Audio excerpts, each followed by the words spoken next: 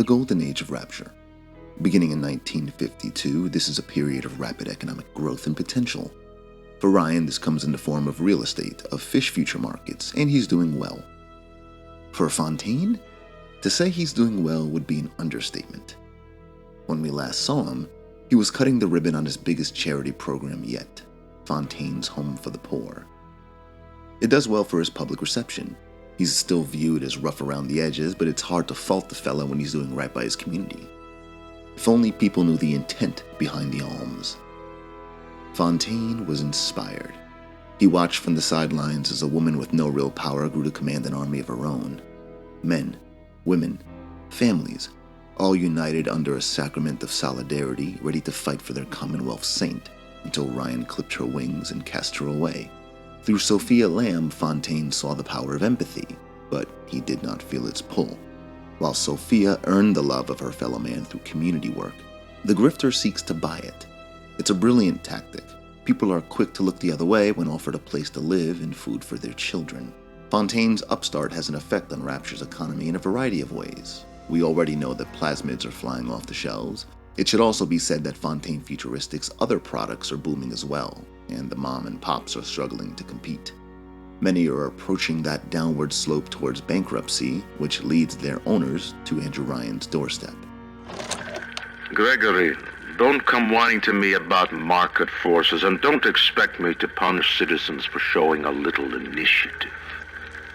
If you don't like what Fontaine is doing, well, I suggest you find a way to offer a better product. Ryan sees no fault in Fontaine's growth. Quite the opposite, really. He's impressed by his work ethic, his vision. After all, Fontaine did corner a market Ryan didn't even know existed. And when associates tried to convince him to join the genetic arena, Ryan did not heed their advice. Diane, my dear, I'm sorry, but I'll be late again tonight. Rosenberg is demanding to speak about this Fontaine business. I'm trying to build a proper financial market, and this idiot keeps going on about atom this, genetic modification, that. I'll go spend an hour pretending to pay attention to the poor fellow and be home as soon as I can. Andre. Ryan views Fontaine's rise as proof positive of the great chain at work. He suggests to his detractors that they offer a better product if they hope to compete. Needless to say, they never do. Fontaine also invests in the growing market of personal travel. It's a smart choice. There's a demand for it. Many citizens are less willing to use Rapture's public transportation system in favor of bathyspheres, small submersibles which allow for privacy and comfort. Manufactured by the aptly named Austin Bathysphere Company, its owner is an engineer named Anton Kincaid. At some point during the bathysphere's development cycle, he and Fontaine broker a deal that all bathyspheres are to be outfitted with a control system designed and built by Fontaine Futuristics. Kincaid also has the foresight to found the Rapture Metro, a tram system connecting residential areas to transit hubs using none other than his bathyspheres. To no one's surprise, they prove quite popular. Well, no one except for Prentice Mill, apparently. There would be no Rapture without me. No city without the Atlantic Express. Ryan took his first grand tour on my flagship coach. These days, personal bathyspheres are all the rage. My rails only connect the oldest parts of Rapture now. And the city's just left me behind. Plenty of cash in the bank, though. This private vehicle craze will blow over soon. As an alternative to the Atlantic Express, bathyspheres should prove concerning for its owner, Prentice Mill. They may hold fewer people, but they also connect to newer parts of the city and run with greater regularity. The Atlantic Express is being rendered obsolete, and the old fella refuses to see it. The great chain is a fickle madam. One moment she's dancing with you, the next she's making eyes with the fella flashing bills at the bar. You can't blame her. Ryan built Rapture for the strongest, and right now, Fontaine is priming to bear the weight of the city on his back single-handedly, and Ryan begins to suspect Fontaine of foul play. Something must be done about Fontaine. While I was buying buildings and fish futures, he was cornering the market on genotypes and nucleotide sequences. Rapture. is transforming before my eyes. The great chain is pulling away from me. Perhaps it's time to give it a tug. As months turn to years, Ryan becomes aware of Fontaine's criminal dealings. He orders Security Chief Sullivan to investigate, which leads to the discovery of his smuggling ring. Too bad for Ryan, Fontaine proves the slippery sort. This Fontaine fellow is somebody to watch. Once he was just a menace, to be convicted and hung. But he always manages to be where the evidence isn't. He's the most dangerous type of hoodlum, the kind with vision. The evidence against Fontaine is always circumstantial. For the second time in Rapture's brief life, Ryan must stay his hand as someone conspires to wrest control away from him. And for the second time, it's the little guy that takes the fall. Smugglers who are arrested end up being interrogated, and unfortunately for them, Rapture doesn't shy away from torture. Let's take a moment to consider the devilish bit of irony here, that Ryan bears some responsibility for Fontaine's ascension.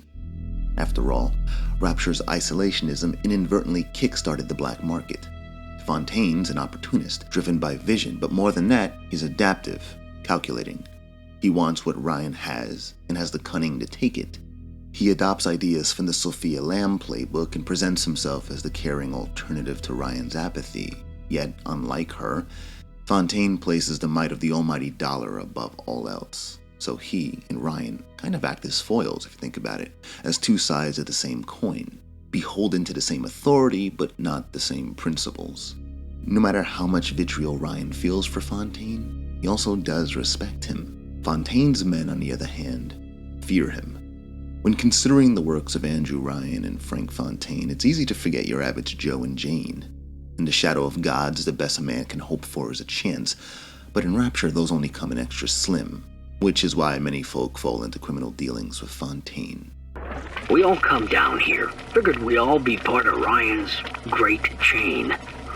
Turns out Ryan's chain is made of gold, and ours are the sort with the big iron ball around your ankle. He's up in Fort Frolic banging fashion models. We're down in this dump yanking guts out of fish. Fontaine's promising something better. He's like one of us, you know? Like he's worked a day in his life. He says meet him at his fish packing joint at 11. I'll go, bring a couple of guys. Hey, it's not like things could get a lot worse.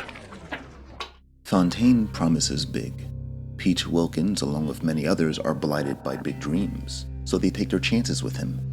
Now, with Ryan's men breathing down their collective neck, they want out. Unfortunately for them, you're not out until Fontaine says you're out. Fontaine's putting the screws on us, and double.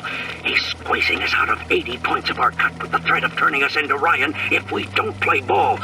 Son of a bitch. Sammy G comes and tells me he's thinking of going to the constable. And the next day, Sammy G was found in a sack in a salt pond. We got no choice here. We stay on Fontaine's crew and we're gonna catch the gallows. We take the powder, and we end up like Sammy G. Oh, there's gotta be another way. Fontaine's taking 80% of their cut. He's threatening to report them to Ryan if they don't play ball, and those who refuse end up belly up, which makes Sullivan's job all the more difficult. As bad as Ryan is, Fontaine is worse. Mr. Ryan asked me personally to make this clear to you.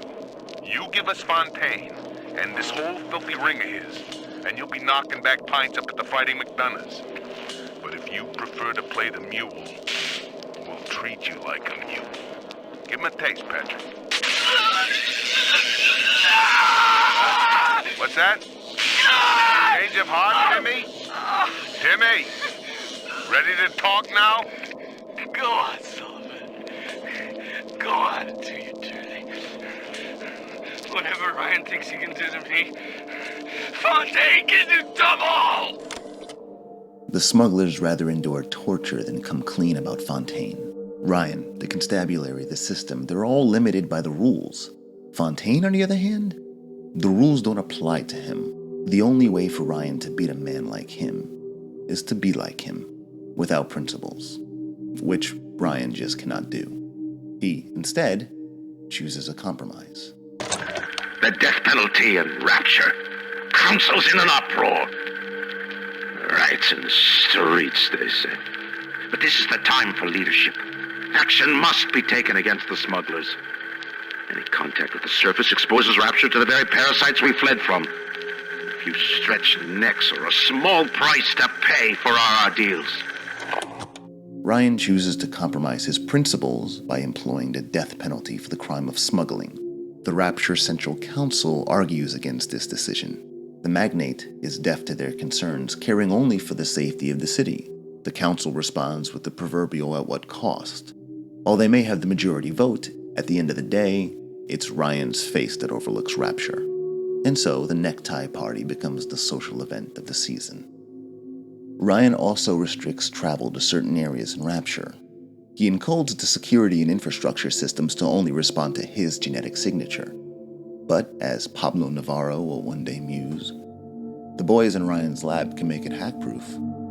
But that don't mean we ain't gonna hack it. Ryan even cracks down on those he believes to be co-conspirators with Fontaine, sending scores of citizens to Persephone for induction into the Protector program. Charles Milton Porter is one of the many unfortunates to meet this fate, but not for any fault of his own. We will not discuss this any further, as Porter will be the subject of our final episode in the series, but it should go without saying, as one of the few genuinely good men in Rapture, his betrayal doesn't add up. Ryan's forces begin zeroing in on Fontaine's lieutenants. Engaging his men in combat often proves a challenge, since many of them happen to be splicers.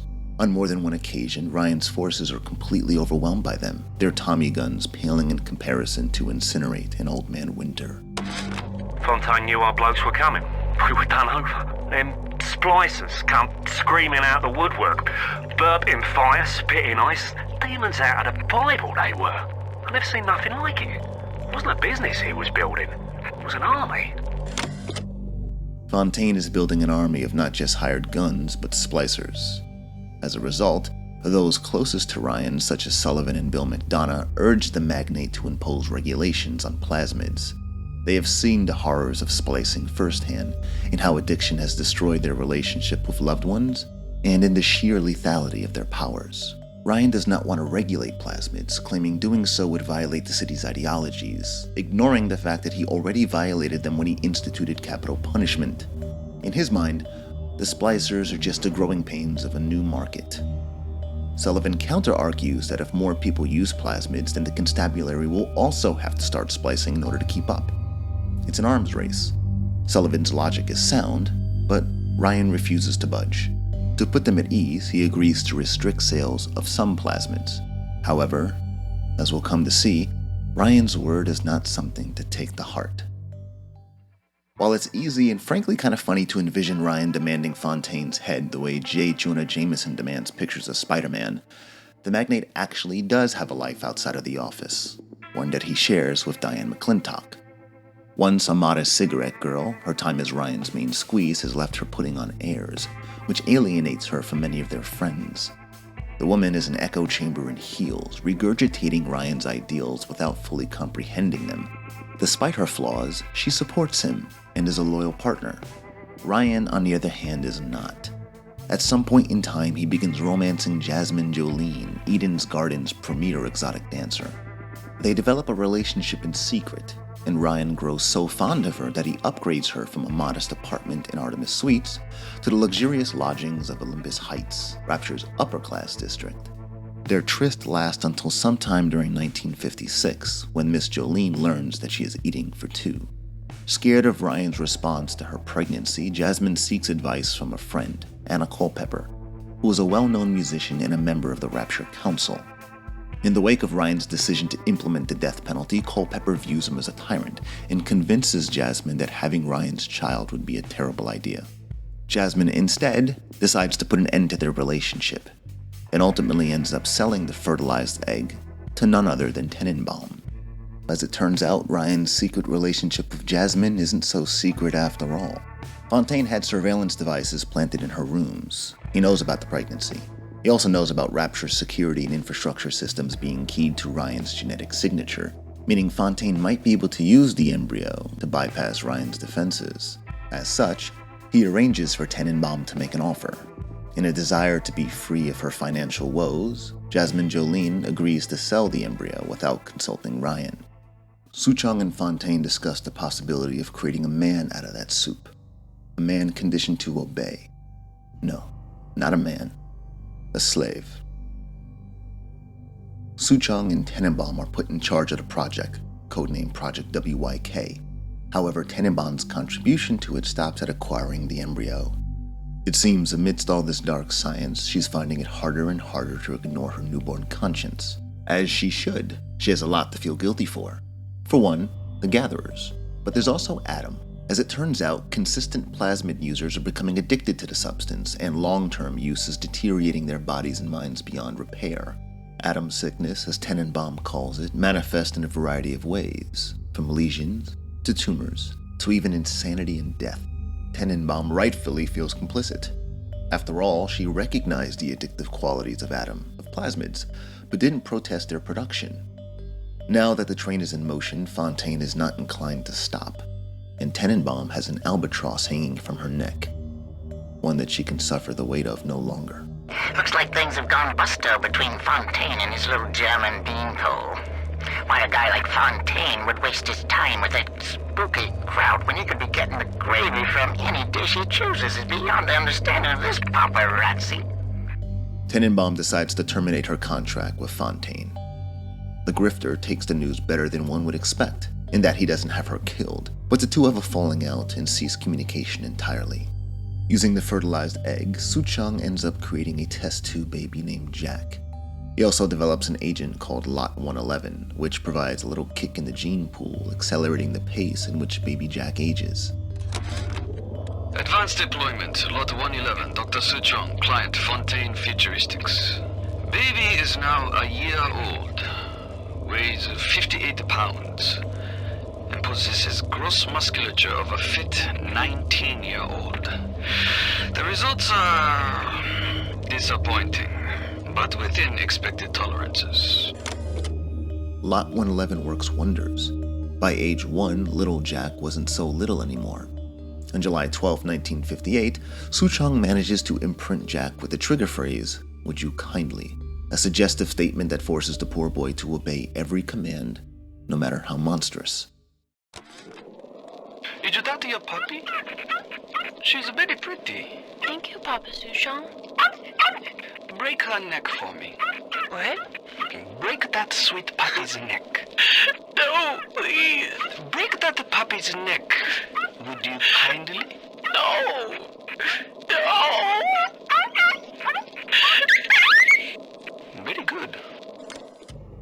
At some point in time, Suchong also manages to imprint Jack with the trigger phrase Code Yellow, a failsafe which, when activated, forces his heart to stop beating. Fontaine, fearful of ending up on the wrong side of a grift, demands that Suchong also create an antidote for the conditioning, Lot 192. It's possible that there may even be more trigger phrases imprinted on Jack, but these are the only two used in-game. Fontaine's ace in the hole won't mean anything if Fontaine isn't around to trigger it. While the grifter has managed to avoid being caught in the act, he knows it's only a matter of time before Ryan takes him out. And unlike another revolutionary in this series, Fontaine has every intention of visiting the valley below.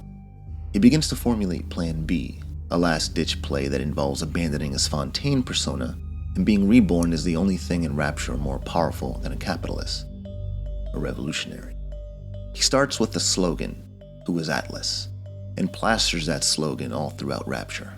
Fontaine's plan also involves facial reconstruction, courtesy of Rapture's most renowned surgeon, Dr. J.S. Steinman. When we last saw him, he was reveling at the wonders of Adam, which secretly serves to aggravate his delusions. As it turns out, back in New York, Steinman experienced hallucinations, specifically of Aphrodite, the Greek goddess of, you guessed it, beauty. As a frequent user of cocaine, he likely never sought psychiatric help. Hallucinations were just part of the ride. Now, however, Steinman has got a taste for Adam, and Aphrodite is beginning to whisper troubling things in his ear. Today I had lunch with the goddess. Steinman, she said, I'm here to free you from the tyranny of the commonplace. I'm here to show you a new kind of beauty. I asked her, what do you mean, goddess? Symmetry, dear Steinman. It's time we did something about symmetry. Aphrodite challenges the idea of symmetry, of its role in traditional beauty standards, and Steinman is beginning to feel unsatisfied as the purveyor of that old standard. Adam presents new problems for the professional. As your tools improve, so do your standards. There was a time I was happy enough to take off a wart or two, or turn a real circus freak into something you can show in the daylight, but that was then, when we took what we got. But with Adam, the flesh becomes clay. What excuse do we have not to sculpt and sculpt and sculpt until the job is done?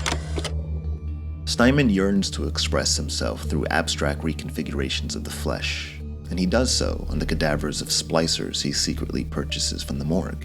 Well, mostly secret. Like with everything in Rapture, Fontaine knows. If Fontaine knows Steinman's dirty little secret, then he's got leverage on him. If something happens to him during surgery, or if Ryan somehow learns his new identity, they'll know. With Fontaine being in Ryan's crosshairs, he arranges for Steinman to reconstruct his face into something new. Meanwhile, an incredibly loyal underling named Reggie has his face remolded to resemble Fontaine's, and is given the incredibly short-lived job of being his body double. At September 12, 1958, Reggie serves his purpose.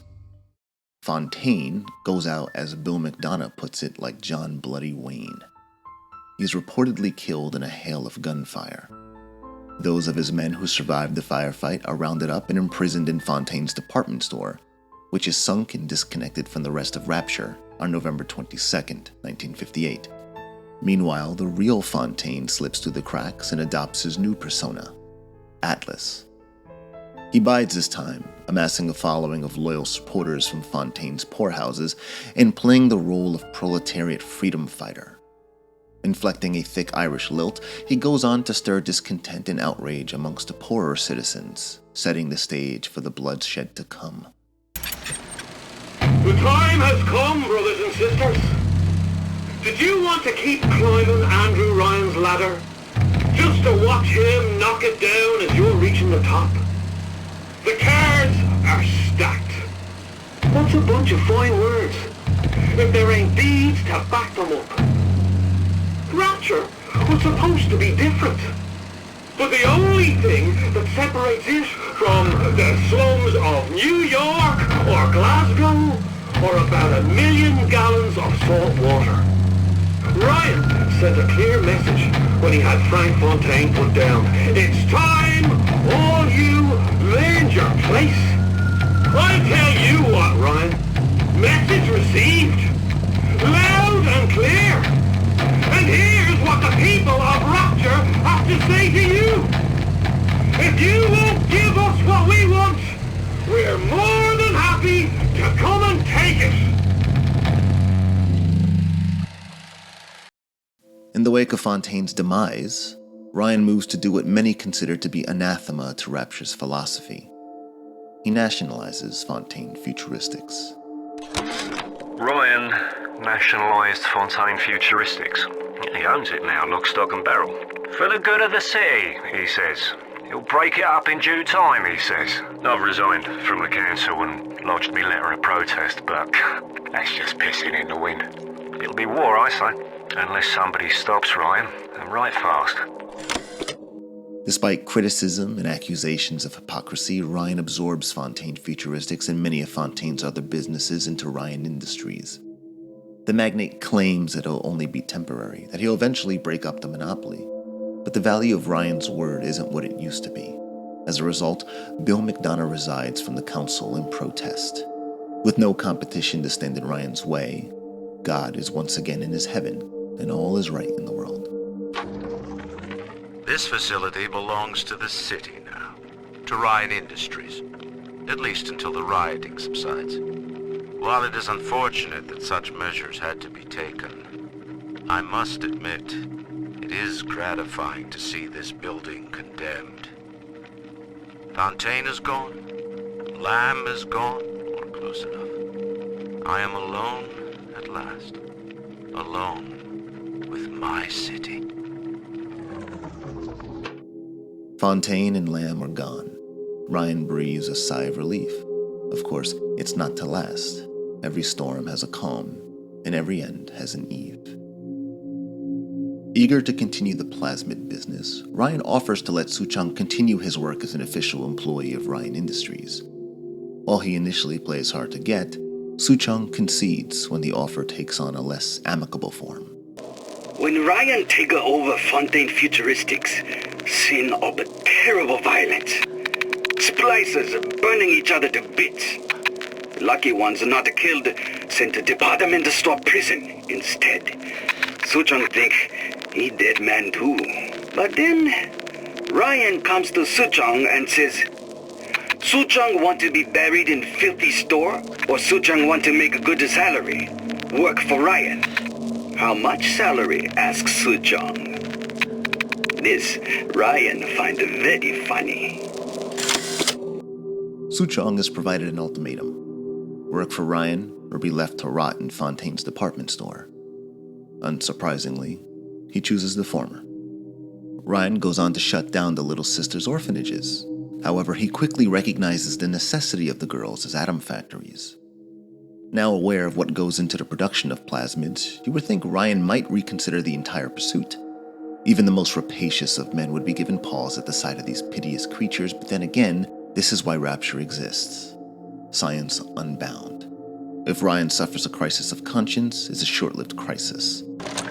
I'll admit Fontaine showed some foresight when he built up the plasmid business, but the man really never understood sales. Hiding those little girls beneath a bushel. I've just seen the preliminary design work on the new plasmid machines, and they're exactly what I wanted. Mark my words, presented properly, those little sisters are marketing gold. As abhorrent as the Gatherers are, Ryan's biggest criticism with them is actually in how Fontaine chose to conceal them. The magnate believes they can be rebranded as a marketing device. Thus, he founds the Little Wonders educational facilities. Its public face is that of a finishing school for young girls, but of course, its purpose is no different than that of Fontaine's orphanages, except now, the girls are caked in white face paint, a limp attempt at concealing their identities from the public, from their parents. The magnate also offers Tenenbaum a job working for Ryan Industries. She accepts, however, her time there is beyond brief. The company's refusal to acknowledge the negative side effects of plasmids and their continued exploitation of the little girls forces her to quickly resign, leading her to decry the Little Sister program, and for Ryan to denounce her as a madwoman. She eventually disappears from the public eye entirely, abandoning her home in Mercury Suites and taking up residence in a safe house somewhere in Apollo Square. This period of peace affords Ryan the luxury of free time, which Diane convinces him to use for a much-needed vacation. Despite the reprieve, Ryan's mind is preoccupied. Unfortunately for Diane, it's not his relationship with her that he's thinking about, but his legacy. Diane insisted that we spend a weekend at the Adonis, and already I find myself seeking a respite from my vacation. When she deems it necessary to chide me for working, the words dissolve into an endless animal bleat. I founded Rapture to be free of law and God, to live among those for whom work is our wage. Yet, when Diane speaks of bearing my child, I am given pause. Until now, I had never considered my legacy. Perhaps after the new year. Ryan ruminates on what his legacy might be. The city of Rapture, the prospect of having a child.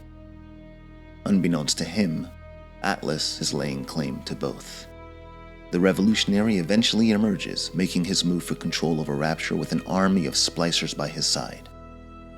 Where Fontaine was a thug, buying and intimidating loyalty, Atlas inspires. Having stoked the ire of the common man, Atlas and his followers engage in a guerrilla war against Ryan's forces. However, Atlas's revolution isn't given an opportunity to gain speed, as he and many of his men are captured after a shootout in Neptune's bounty. In a small bit of irony, Atlas and his men are sent to the sunken prison that was once Fontaine's department store, where Ryan condemns them to remain for the rest of their days. Or until a stray lamb comes wandering into the slaughterhouse in search of vengeance.